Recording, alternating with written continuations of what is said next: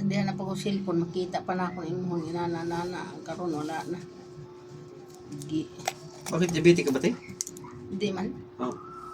Giwala ni gunggong tanan Dati akong walang basta ano. Facebook o ganun kuan. Ano marabo lang mapapag ano kay edad mo.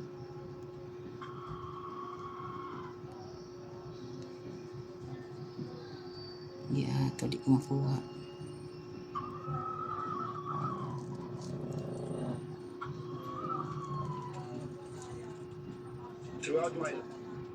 Marami nagtatanong kung bakit ko binenta ang 4 kong baka at palugi ko para dinispose ito mga ito. Eh, bibili rin naman daw ako ng bago. Pero, unang tanong, bakit nga ba? Pangalawa, palugi ko nga ba nabenta? At pangatlo, bakit ako bumili ng bago? Tara, nasagutin natin lahat yan. So ito yung ginagawa namin. Susubo si kay Chucho, okay.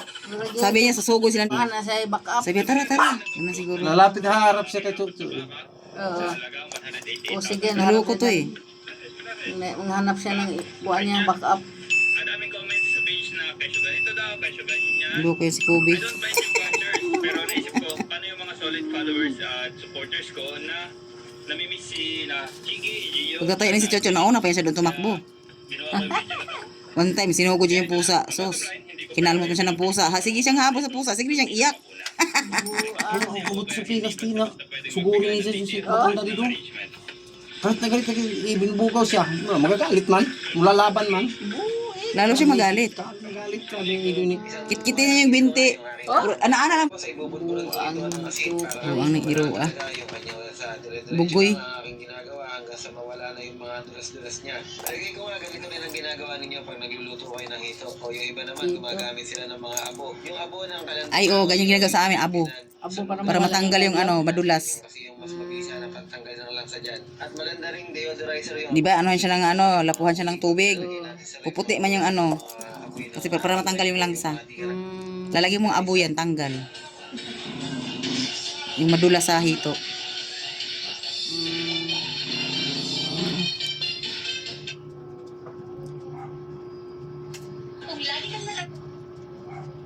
Naku po. Konti, para pakita ko sa mga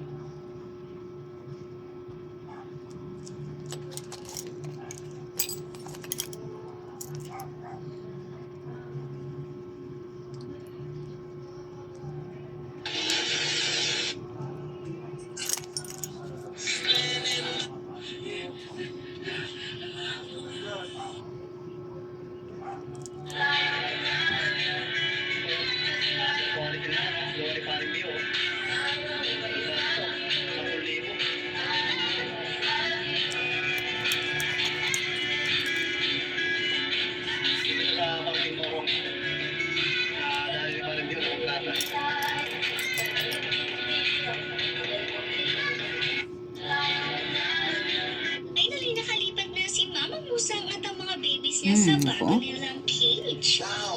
Nasa pansit ang pinakahihintay natin pero ang Biskot na tila talaga. cage na pinagawa natin Kadamo. sa kanila. Alam niyo naman kasi Talaga na kayag ako lang minsan. magiging tuka. Naalala ko nga may nag-comment sa video natin kahapon, dapat daw naman may bahay sila. Diyos ko naman, parang hindi naman kayo nanonood at comment lang ng comment. Dahil binanggit ko rin naman kahapon na pinagawan talaga natin sila nitong kanilang nest dyan para dito na rin sila magtago at dito rin magsistay ang mga baby musa. Kung nakakaloka naman ang mga first availability, comment lang ng comment, hindi baga manood muna bago mag-comment. Ay, nakakaloka kayo.